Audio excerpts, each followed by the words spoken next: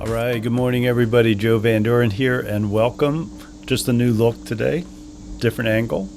And we're going to do our virtues pick for today. And I know I'm a little bit early, but I've got an early class today, so we're going to just get started on it a little bit early. So today, the word that came up for us when we shook our phone up was acceptance. So here's the description of it. Acceptance is embracing life on its own terms. We are open to what is rather than wishing for something different.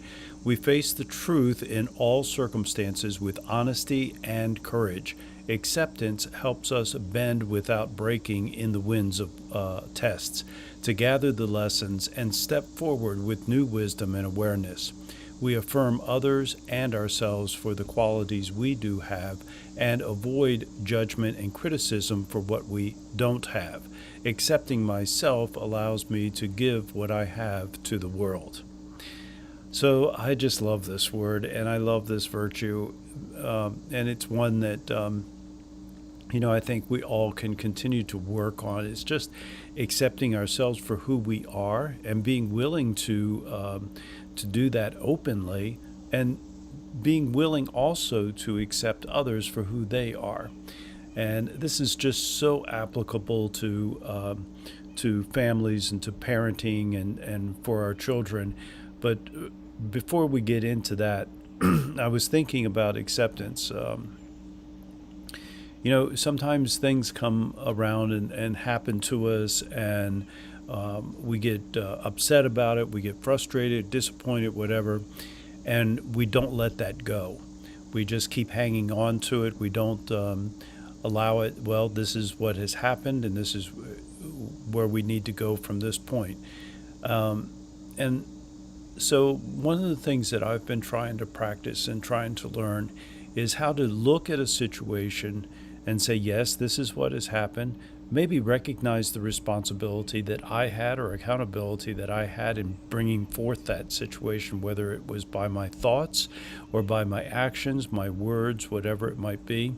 But just accepting our responsibility for that and accepting the situation as it is, but then looking and saying, okay, what do I need now? What do I need to do now? Or what is it that I need to begin to think about? And what thought process am I going through that's going to help me to move forward from this situation and not just stay in this, bad, negative emotion?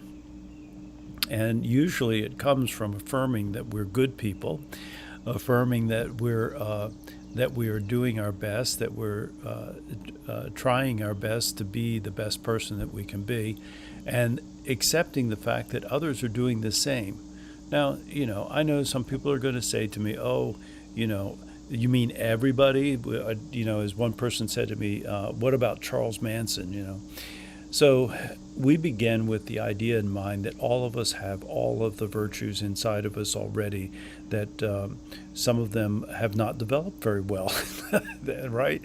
And some of them have developed overly, and we use those overdeveloped ones as a crutch maybe to get through situations. And for some of us, maybe it was trauma or some other thing that's happened to us.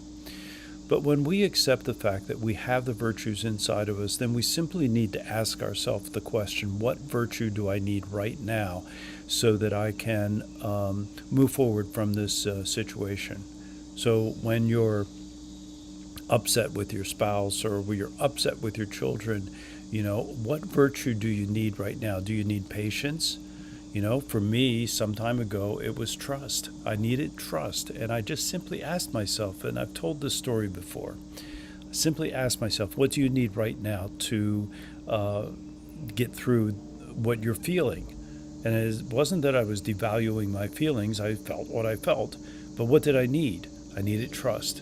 And when I started thinking about what can I trust and who can I trust and how can I trust, then I was able to overcome those feelings and get on with a much better attitude the rest of the days and weeks to come.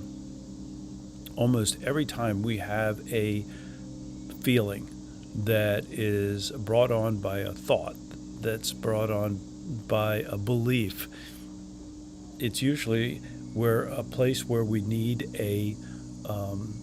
to accept ourselves for who we are and what our feelings are, but we also need to accept that there's a lesson in it, and there's a lesson for us to learn, a virtue that we could grow from. So when I think about acceptance today, I am working on accepting myself, as it says here, allowing me to give what I have to the world and to give myself some good peace of mind, right? And some serenity, let's say. So, what about as a parent? I think the most important thing we can do as a parent is accept our child for who they are and not expect that they're going to be the person that we wanted them to be. I've seen so many parents that have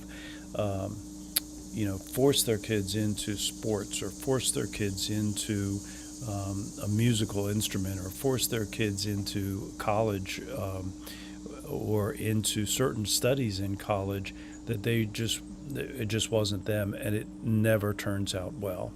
So accepting our children for who they are, helping them develop the virtues, and they will become, through their own personalities and temperament and skills and talents and gifts that they will become the unique person that we all appreciate. And we hear so many parents talk about, right? That their child is so special. Yes, every child is special. Every person is special because we have our own personalities and not because we're thinking and being and doing just like everybody else. So accept who we are, accept others for who they are, and I am sure that when we do that, that we will be affirming and acknowledging and recognizing the good in others and ourselves. So that's what I'm thinking about today in regard to this word of acceptance, and I hope you have a great day today. And until next time, keep practicing the virtues and all the 4 C's of successful families, and that is clarity, communication, consistency, and community. Until next time, bye.